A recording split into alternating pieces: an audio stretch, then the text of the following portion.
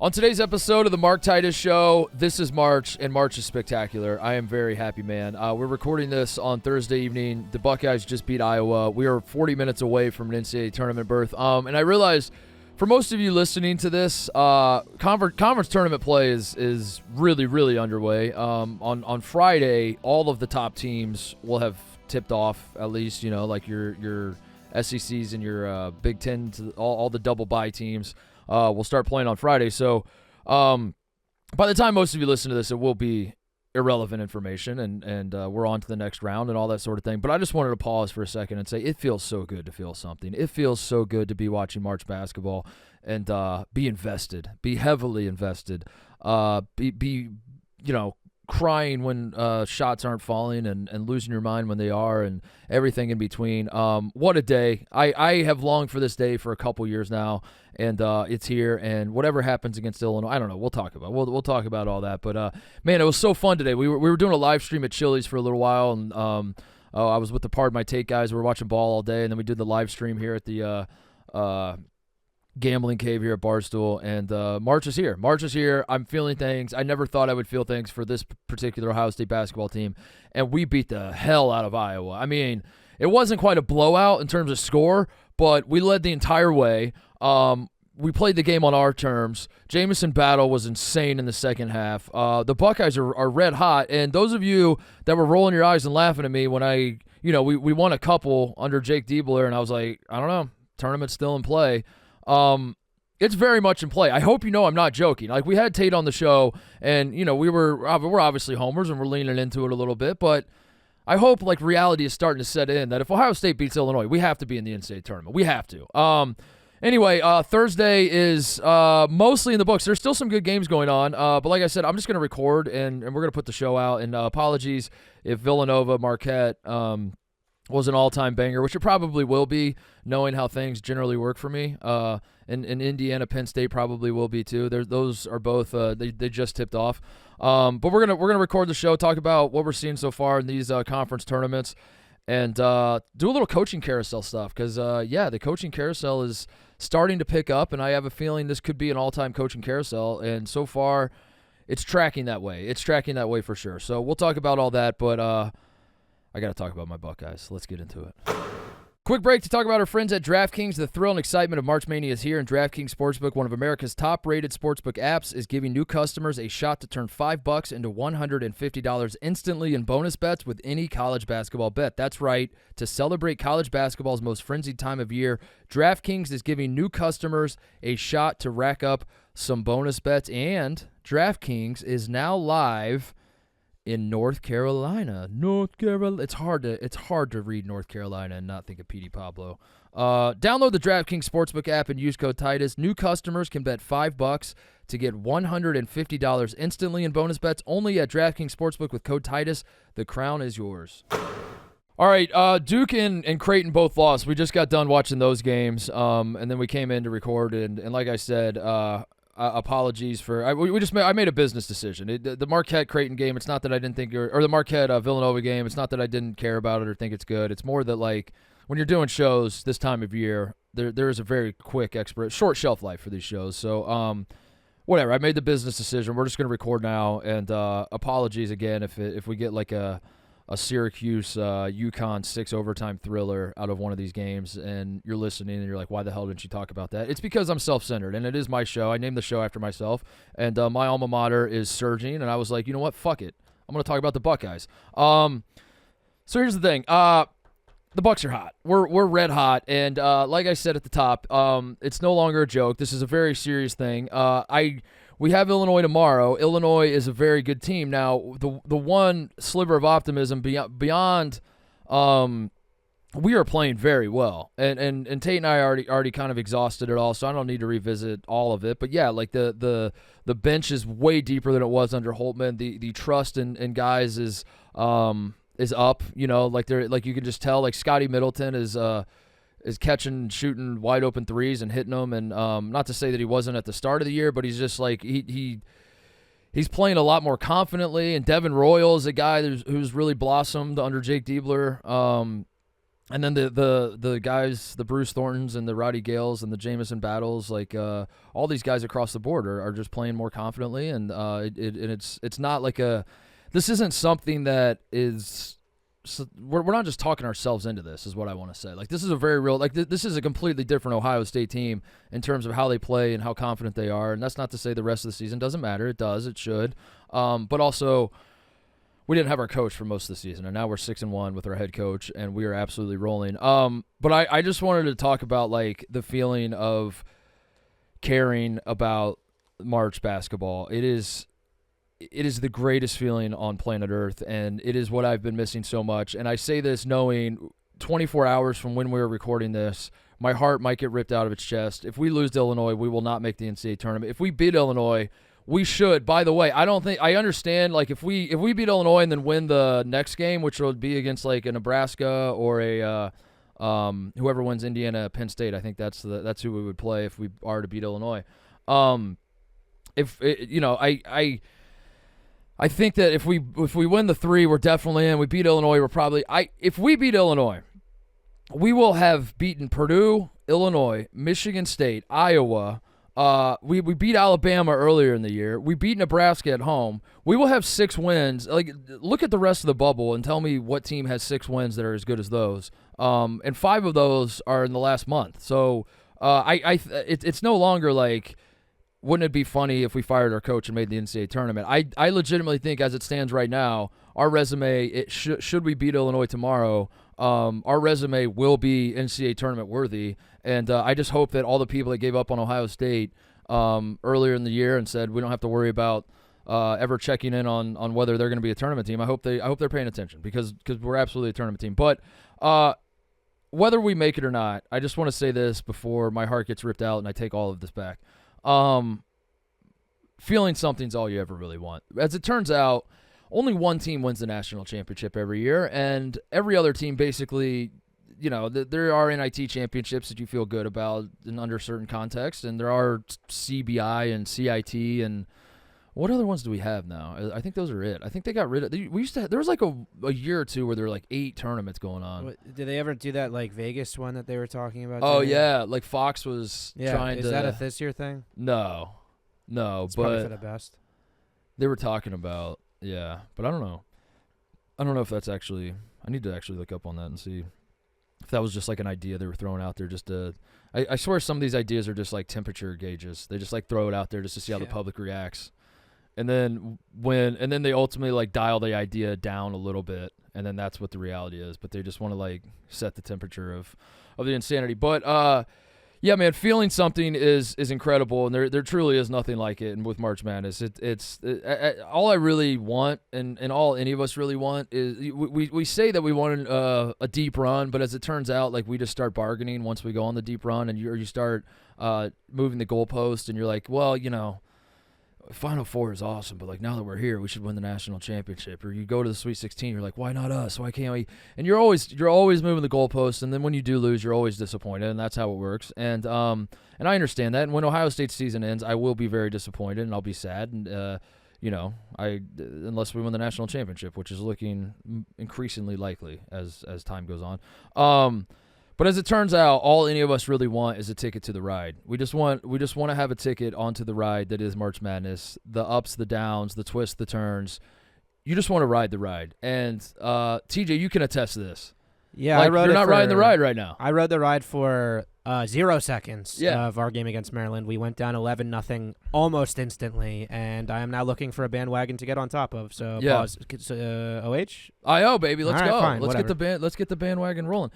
And that's really it for me, and that's why I feel like shot out of a cannon, is because it's less about, like, I don't even know what my expectation is for this Ohio State team at this point. I don't realistically think we're going to win the Big Ten tournament. I don't realistically think if we do get into the NCAA tournament, we're going to go to a Final Four or anything like that. But you want to prolong the ride as long as you can, and just the feelings, the emotions, the excitement of what could possibly be is all you really actually want. And I had that, and I felt that all day today.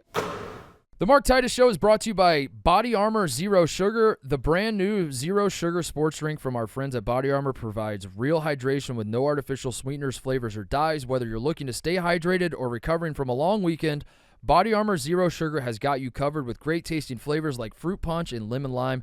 They're a huge partner of Barstool. We love BodyArmor. They even got the PMT guys to bear it all in their new commercial, so go check that out. Please do. It is a very ridiculous, as only Big Cat can do. Big Cat is I've seen that man's torso way too much in my life. I think we all have, and yet you still can't get enough of it. Go check out the BodyArmor ad. BodyArmor Zero Sugar is available in stores nationwide. Head on over to the BodyArmor store on Amazon and get yours today. I went full kit wanker, as they say in soccer parlance today, which I'm getting roasted for, but as I'd like to point out to everybody, and I pointed out on Mostly Sports, I am one of the greatest full kit wankers of all time. I have now, if you count today, which I think you should, because I was in a full uniform, including the LeBron, what are these, the fours? Yeah. The LeBron fours from back in the, Tate asked me if these were game worn, and I had to, very seriously, I wasn't even trying to make a joke. I was like, I don't think they're game worn. They were practice worn, I know, but I don't think these ever saw the court in a game. But if you count tonight, I have won 110 games by putting on my jersey and just sitting there and watching the team play. So I don't know if I have to do this again tomorrow. I don't know if that's going to keep the good vibes going. But as far as full kit wankers go, I am one of the GOATs, and I will proudly declare that. So roast me all you want, but you can't argue with the results. Other stuff going on tonight. Duke lost. That's crazy. NC State suddenly. Jake Marsh is doing this thing right now. That's driving me crazy. As Ohio State is, we've played our way onto the bubble. I think after tonight, Iowa's out. I think we take Iowa's spot. And I think it's fair to say that we're on the bubble. Now, we're probably on the wrong side of the bubble, but we're now on the bubble. We're in the discussion. And this is a new thing for me, following the bubble this closely. I generally, as I cover college basketball throughout the year, I don't really give a shit about the bubble teams. The bubble teams to me are the teams that play against the teams I care about. So, Providence is a good example. Like, I was watching Providence Creighton, and Devin Carter's great, and I don't mean to besmirch what Kim English is doing there, and it was a great win against Creighton, but a team like Providence, the story to me is that that Creighton lost, and I was more watching Creighton because I'm more interested in trying to figure out who the best teams in the country are and who we can expect to see in the Final Four and all that sort of stuff. And I think that's kind of natural. You watch sports, you kind of gravitate to the better teams. So I generally don't pay that much of attention to the bubble, but obviously I have a very, very vested interest in what's going on with the bubble now. So I was watching all day today, trying to figure out who's on the bubble. But a lot of the teams playing, it was like Pitt and Wake Forest was a great example. Both teams were kind of on the bubble. So, and Iowa, Ohio State was the same way. So I'm watching Pitt, Wake Forest, and I don't even know who I'm supposed to cheer for. And I'm going through all the brackets, all the bracketology brackets out there, trying to figure out if this team wins, what does that mean for Ohio? It's turned me into a madman. Living on the bubble is the most stressful thing in the world. And then Jake Marsh comes along. As we're watching NC State Duke, I'm cheering for NC State for, I would say, 35 minutes of the game. And NC State's playing great, as they kind of did the first time they played Duke. They just couldn't really get it over the hump. They played. I mean, DJ Burns, and the last time they played Duke, I should say, he was awesome, and it looked like they might be pulling off the upset then. So it's not exactly stunning that they knocked off Duke tonight, but I was cheering against Duke because Duke has positioned themselves back on top of the villain throne in college basketball, and it's very easy to cheer against them. And then Jake Marsh just drops a bomb on me out of nowhere, TJ, and says, "You have to worry now about NC State being a bid stealer." And I didn't even think about bid stealers. So now I have another pot of teams. I have to, NC State is not on the bubble. NC State has to win the ACC tournament to make the NCAA tournament. So I hadn't worried about them. So I was cheering for NC State because I was like, just beat Duke. That's funny. I hate, let's cheer against Duke and hope Filipowski, which, by the way, Filipowski, I don't know if you noticed. He almost, yeah. Dude, there's 2 minutes left and he realizes they're going to lose. He starts limping. What the hell was that? It's his storming leg. Yeah. He's got it all wrapped up. Yeah. That was so funny.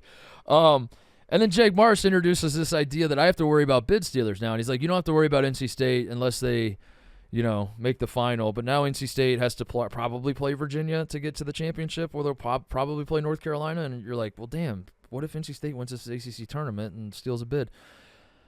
So I don't know where I'm going with that other than to say, like, Jake has introduced a whole nother level of stress that I didn't even realize existed until right now, which is like I gotta worry about the bid stealers. So now I'm worried about the bubble teams. I'm worried about the bid stealers. Providence beats Creighton, which isn't good for Ohio State because Providence is on the bubble, and that was a big win for them. Congratulations to Providence, but also you have to understand I'm not really thrilled about that.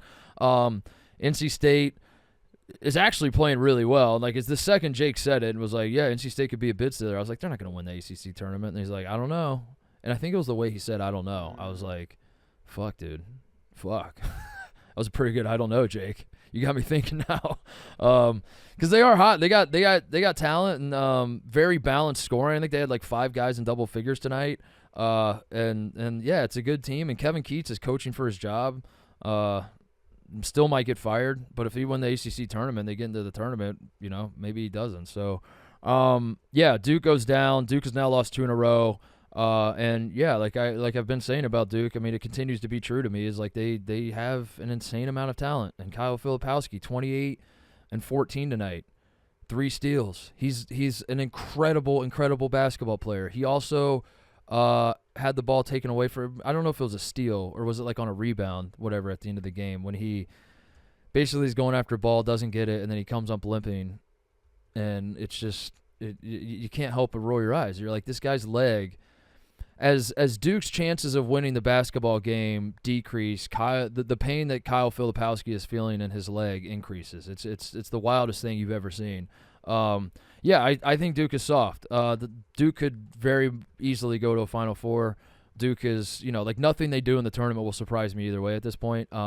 They have all the talent. It's a very good basketball team, but I think when they are going up against a team that, I mean, to be reductionist and just speaking cliches, like when they do seem to play a team that wants it more, they are more than willing to just give it to that team.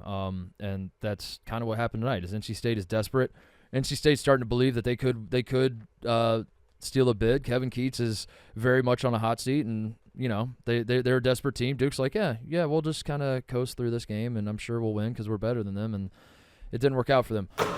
Quick break to talk about our friends at Visible. Draining a half-court buzzer beater to win the game, not easy. Switching to Visible and saving on wireless with no hidden fees, yeah, that is pretty easy. Switch to Visible, the wireless company with nothing to hide, and get one-line wireless with unlimited 5G data powered by Verizon, just $25 a month.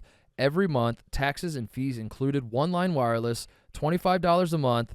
Taxes and fees are included. No hidden fees, no gotchas. Visible is the wireless company with nothing to hide. Unlimited 5G data powered by Verizon. Bench wireless with hidden fees and switch to Visible. Switch now at Visible.com. Rate with service on the Visible plan for additional terms and network management practices. See Visible.com. Creighton losing, don't love it, but Providence, I do like the Providence team. I like the Providence story. Devin Carter's awesome. It's hard not to cheer for Providence with the whole Ed Cooley part and all that. This is the worst part about being on the bubble. Is like now I'm in a position where, like, I'm cheering against Indiana State making the tournament. I'm cheering against Providence. But yeah, Providence gets a big win. They have the winner of the Villanova-Marquette game, and now all of a sudden Providence is in we have officially entered why not us territory for all these teams. Not that Providence would be as much of a Cinderella story as NC State or Ohio State, but Providence, you're playing the winner of Villanova, who, by the way, again, I'm just providing context. I don't know what's going on in this Villanova-Marquette game. Villanova might have just beat Marquette by 40, and I look like an absolute idiot. But that Villanova-DePaul game last night, woof. In the words of Connor Griffin, woof. Holy smokes. DePaul is so bad. They are so bad. And, yeah, Justin Moore saved Kyle Neptune's job. I kind of want Villanova. I think I might have said this on Mostly Sport. I kind of want Villanova to get hot and Kyle Neptune to, like, go to a few Final Fours and be the coach of Villanova forever. Because it would be so funny to look back on that one moment in time when they almost blew it against DePaul. He would have got fired before I don't even know if he would have made it to the handshake line. I think he would have gone to shake DePaul's coach's hand, and the AD would have just stepped in and been like, not so fast. Yeah. Get your ass out of here. And now Villanova is playing a Marquette team that doesn't have Tyler Kolek. Again, those of you listening have the luxury of hindsight, and you know what happened in that game. I don't. And so, if you're Providence, you're playing the winner of either a Villanova team that, yes, is on the bubble and is just as desperate as you are, but also – not playing good basketball really right now, or a Marquette team. It seems like Kolek's going to be out for the entire Big East tournament. So Providence is suddenly in a good spot, and then you get to the championship, and anything can happen. So, congrats to Providence on the win. Although it's I don't love it personally, but I'm trying to do my best to be unbiased here. Other conference tournament stuff going on. Kansas got blown out by Cincinnati. No McCullough, no Hunter Dickinson. So that's not exactly a shock when you don't have your two All-Americans and you're already a team that's not particularly deep. We shouldn't be surprised by that. But it's the first time, I think the stat I saw was 30 years. I think this is the first time in 30 years that Kansas has lost back-to-back games by 20. They get blown out at Houston to end the regular season. They lose that game by 30. They lose by 20 to Cincinnati. Kansas is kind of, I wouldn't even say kind of. I think in totality of the season, Kansas is the most intriguing team in college basketball. The reason we're not talking about them as the most intriguing team is I think we as a college basketball community have kind of already come to a conclusion that they stink and that they're going to get bounced early in the NCAA tournament. But it is kind of hilarious that this is the worst Kansas team Bill Self has ever had. This team is not a good team. Kansas fans are like having an identity crisis. They're like, I can't watch this shit. What the hell is this? We have no depth. Even if we did have depth, like the guys aren't even that talented. Like we can't. The offense is clunk. The pieces don't really fit. I don't know what the hell this team even is right now. And you look up and all the projections say Kansas is probably going to be like a 4 seed in the NCAA tournament. How about that for being spoiled?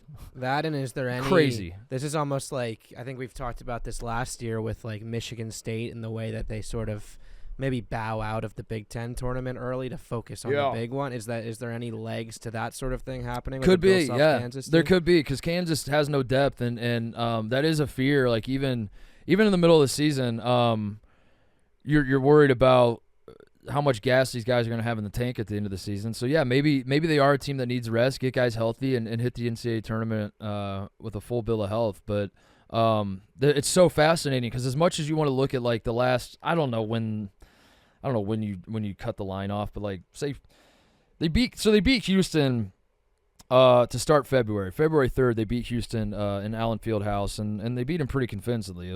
They jump out to a massive first-half lead and just kind of held them at bay the rest of the game. They turn around and lose to Kansas State at Kansas State. Now, that was February 5th. And since then, so what, they were 18-4.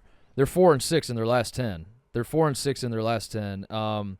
Even back then, like when they were beating Houston, you're worried about the wheels falling off and them running out of gas.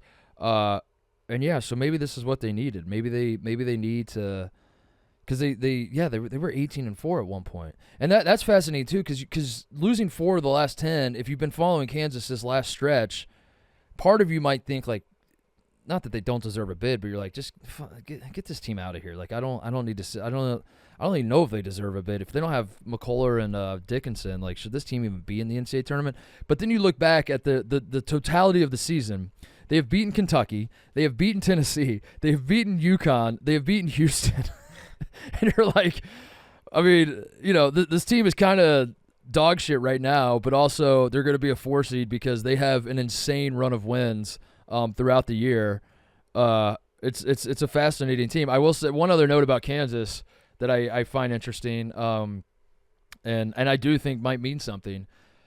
Kansas, by losing to Cincinnati in the Big 12 tournament, Kansas officially this year lost to all 4 new teams in the Big 12. Kansas has won. I pulled the stat about a month ago, and I'm trying to remember it. I think it's like 17. And by pulled the stat, I mean I just went to the Wikipedia page and scrolled through. I think they've won like 17 of the last 19 regular season Big 12 championships. And you get 4 new teams that come into the Big 12, and we all were talking about BYU and UCF and Cincinnati and Houston. How are they going to handle taking a step up? Now you have to go into Allen Fieldhouse and play the big bad Kansas Jayhawks in the hardest home court the hardest court to win on as a road team. Good luck to you. Good luck to you stepping into the best conference in college basketball and the mighty Jayhawks.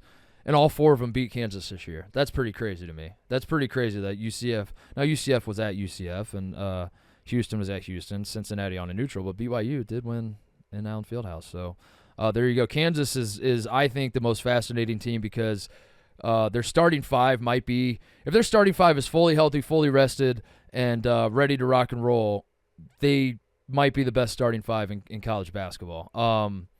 Starting 5. The starting 5 might be the best starting 5 in college basketball. They have no depth, though, which is an issue. And, to have 2 All-American caliber players and have all of those wins that I just rattled off, and yet to be in a position where Kansas fans are like, this team sucks ass, and we are going to be lucky to win 1 game in the NCAA tournament is absolutely wild to me. And this is the preseason number 1 team in the country, by the way. If I still had my beef with Hunter Dickinson, which I don't because I'm the better. Not the better man. We are co-better men. We both. It's 1A, 1B, as to who is taking the higher road. We're both taking the higher road. So, because I have had a lot of people tweet at me that Hunter at the start of the season, you might remember, said, "I want everyone to remember, or I'm glad we're ranked number 1 because I want everyone to know that we're better than them." And everyone's like tweeting at me like, "Mark, are you gonna bring that up? Are you ever gonna like dunk on Hunter Dickinson and tell him that he was talking all that shit and like we're better than everybody at the start of the year?" The answer is no, I'm not. I'm not. We have squashed that beef, and I wish Hunter well. I think Hunter's really done a good job of not being a villain in college basketball this year, and he's been a lot more humble. So for me to like take a cheap shot at this point when he's shown that he's above that, it just wouldn't be fair. So I disavow all that whole line of thinking, and I want no part of it. So. I wish he was more of a villain. I do too. I think it would have helped Kansas. I miss him. I do miss him. I really do. Michigan misses him. I think that he could have been like, if he was the villain he was last year and they played Duke in some scenario. Dude, it'd be incredible. And I want to go through. I'm too lazy to do it. Why am I so lazy? Damn it. I wish I was younger and I had more energy. I want to go through and figure out like all the transfers, who won and who. I want to do the winners and losers of all the transfers after this season. I might still do that. Yeah. Like Caleb Love transferring was a win for both parties. North Carolina's better. Yeah. Caleb Love's better for it. Hunter Dickinson transferring. Kansas stinks. Michigan stinks. Yeah. Like it's just like everybody loses. Not that the reason Kansas sucks is because of Hunter Dickinson, but it's just like fascinating that that's the. I wonder if anybody is. That's got to be a nerd stat somewhere, like a wins above replacement, but in transfer. What for transfers? In transfer terms. Evan Miyakawa's got to have that. Like a plus minus on transfer, like for each, like his.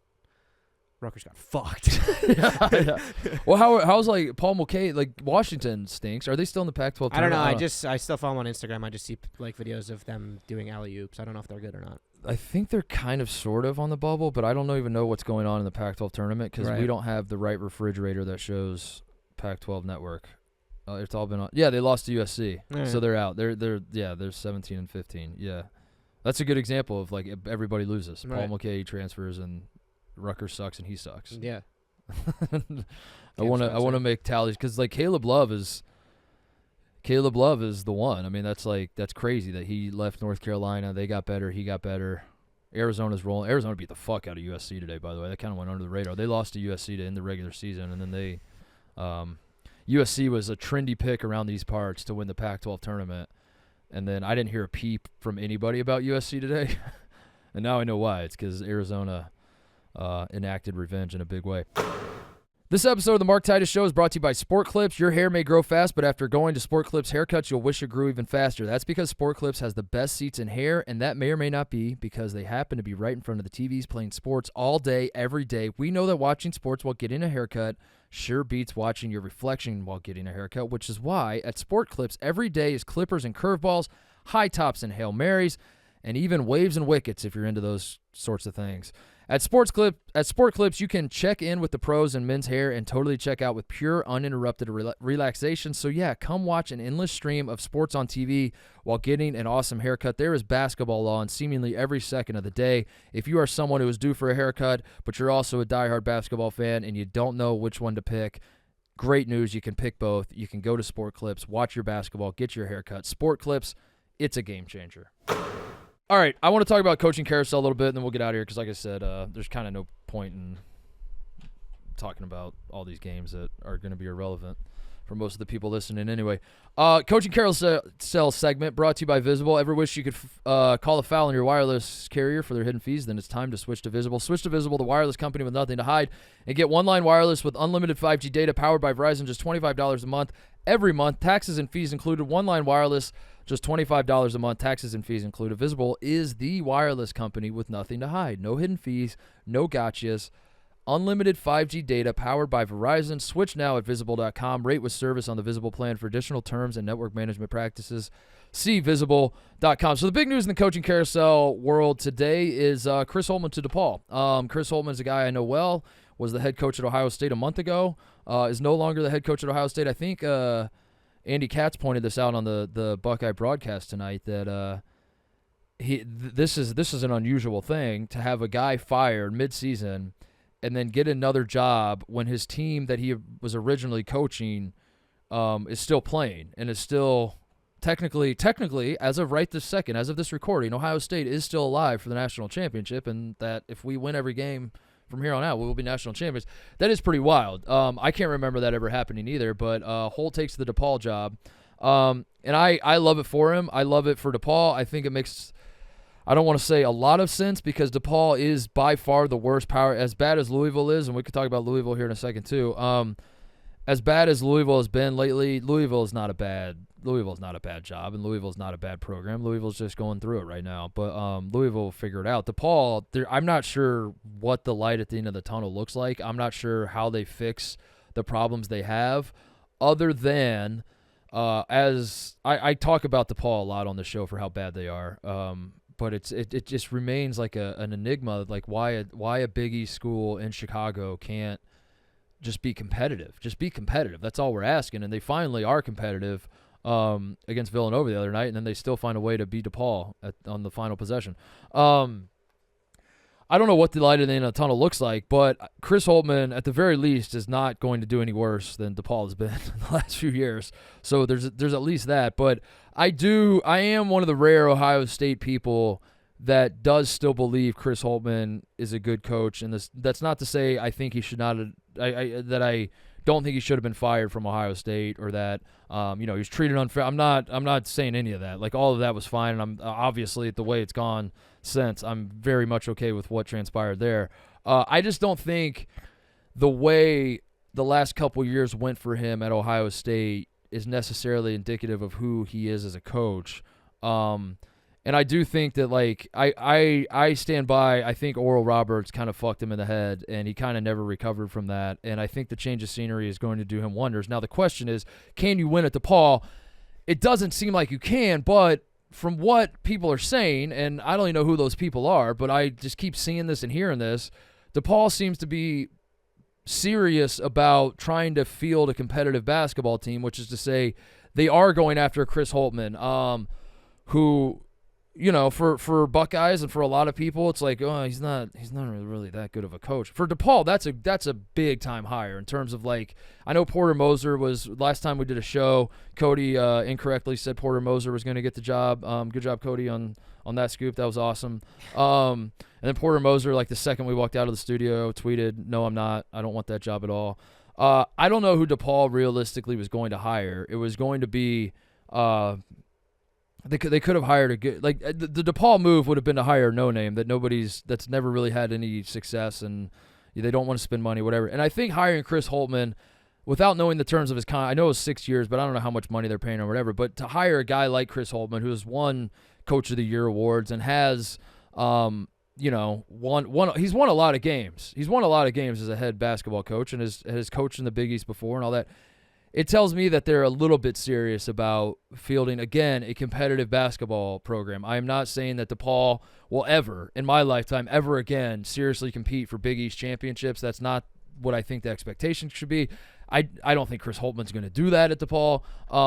That's very much unrealistic. But DePaul won 3 basketball games this year. They were very much not competitive. They did not only lose every Big East game they played in, they got blown out of basically every single one except the Georgetown ones.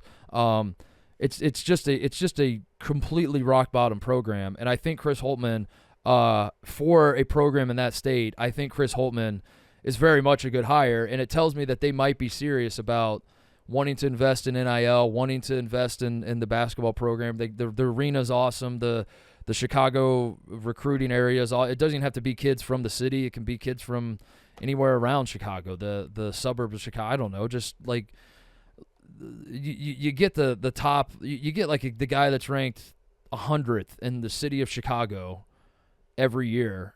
You're probably going to have a decent team. Like, Chicago's so fucking stacked with talent that, like, I sort of see a light at the end of the tunnel now for DePaul, and I'm happy for Holt that he, he's not going to sit around and sulk and cry about losing the job at Ohio State. But I will, one little thing, and not to bring it back to the Buckeyes in this run that we're on, but I do think Chris Holtmann taking a job at DePaul does negate all the coaching he did at Ohio State, because how could Chris Holtmann be our coach if he's DePaul's coach? It doesn't make sense. It just doesn't compute. Like, Chris Holtmann is DePaul's coach, so how could he have been our coach? He wasn't, and so we're 6-1. And if you leave Ohio State out of the NCAA tournament, you're leaving a 1-loss Big Ten team out of the NCAA tournament. That's just a fact. So I'll just say that about Chris Holtmann. But yeah, I'm fired up, and hopefully we get him around here. I like Holt.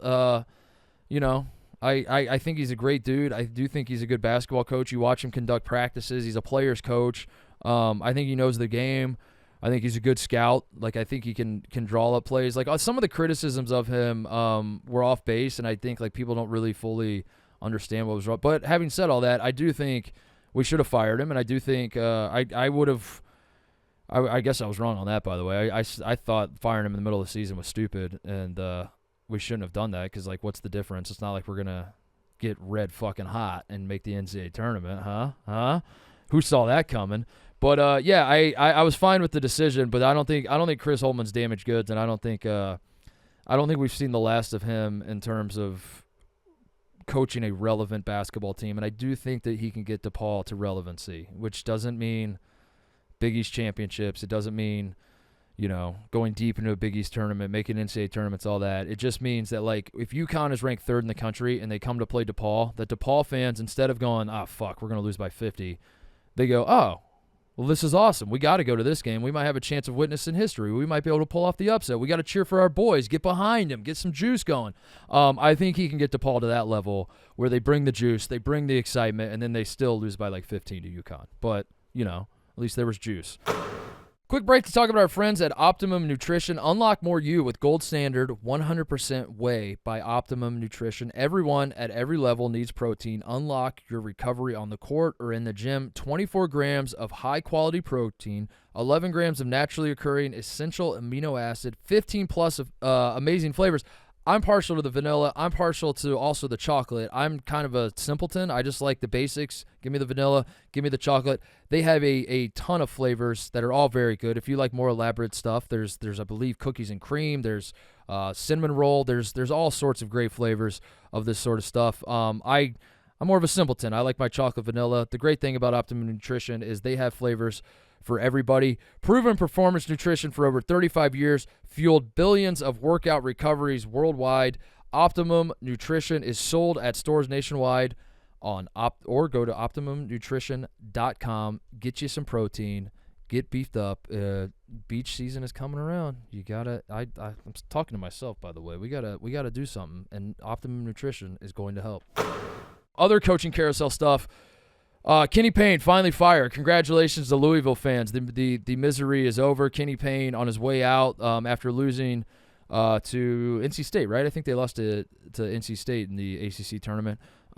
Says that he kept track of who was jumping on and off the Titanic.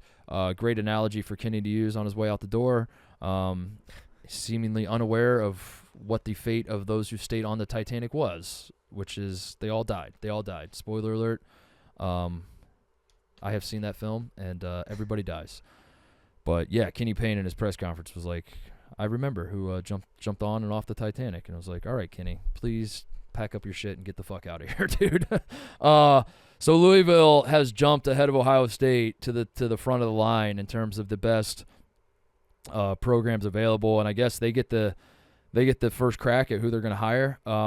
This coaching carousel is shaping up to be an awesome one. We got West Virginia still open. People forget about West Virginia. Bob Huggins fired at the start of the year. They've been rolling with an interim coach who has very much not earned the job. So they will be hiring a coach pretty soon.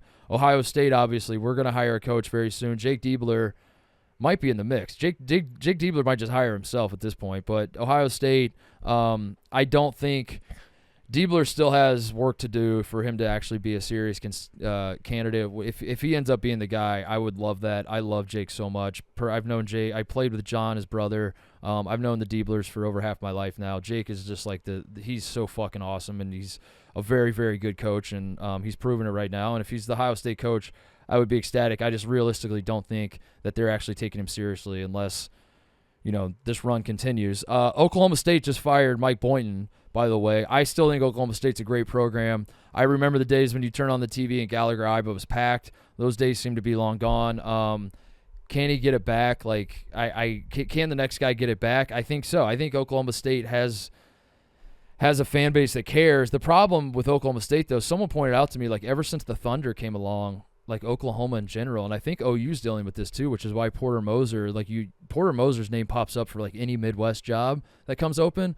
And I think it's because, not to shit on Oklahoma State and Oklahoma fans, but it does seem like the state of Oklahoma has shifted to an NBA mindset, and it seems like the fan base might not. But I think Oklahoma State is like one of those programs that Oklahoma is too. They both should be, but I think Oklahoma State is a program. You get the right guy in there. They still matter to me.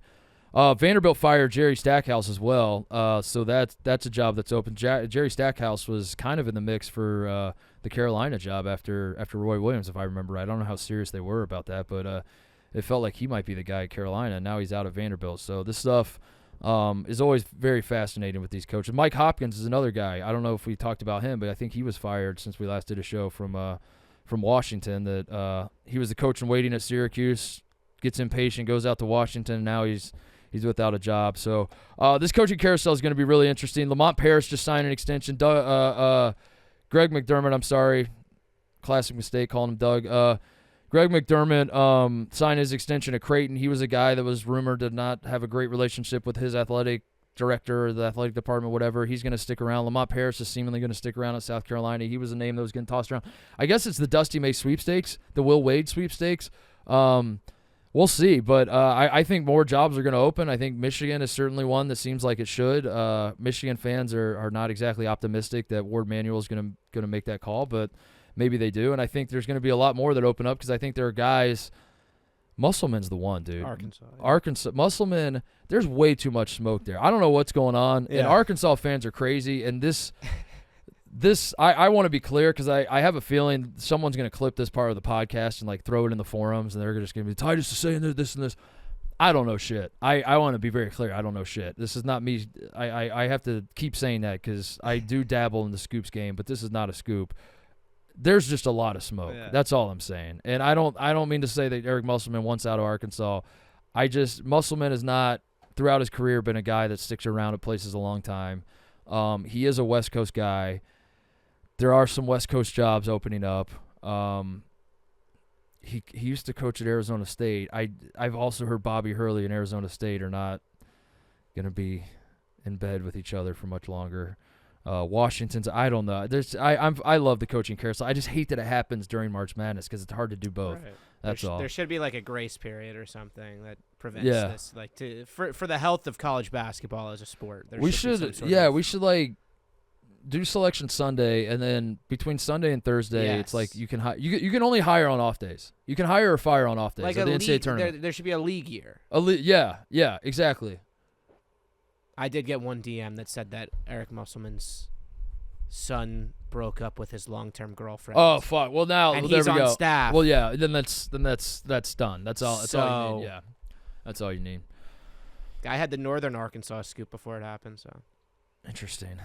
Yeah, someone sent me the Mike Hopkins scoop like a week before it happened, and I did nothing with it. And those are the ones that keep you up at night, TJ. Those are the ones. I had Steve Alford fired at UCLA before anyone else too.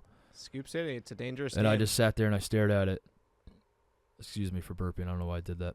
And I just sat there and stared at it, and I was like, I don't have the balls to do this. Yeah. And then the next morning I woke up and everyone had broken the news that Steve Alford. And I was like, fuck. Sometimes you got to look at the burner account with 50 followers that DMs you, and you just got to You just got to stack up and do it. Yeah. I'm one of the Jack Mack is a big Scoop City guy. He's gotten scoops months before everybody else got. He had Shiano back to Rutgers in August. It didn't happen until December. I got a scoop. Scoop City. I do have a scoop. You know what? You've inspired me. I'm gonna do it. I'm gonna share a scoop. Because I had a lot of people in the DMs confirming this. I tossed this out as speculation, and a lot of people confirmed it. Brad Stevens' wife is in fact from Ohio. So there's a scoop. There's a scoop. Tracy Stevens from Ohio. She's an Ohioan. Makes you think. I think that might be it. We'll end on that. I reserve the right to walk back everything I said about how it's just fun to be on the ride and all that sort of stuff if the Buckeyes go down tomorrow. But, dude, I was done with this team in January. I said I was done with the team in January, and I want to be clear because, like, and I don't want to be clear, actually. I take that back. I don't want to be clear at all.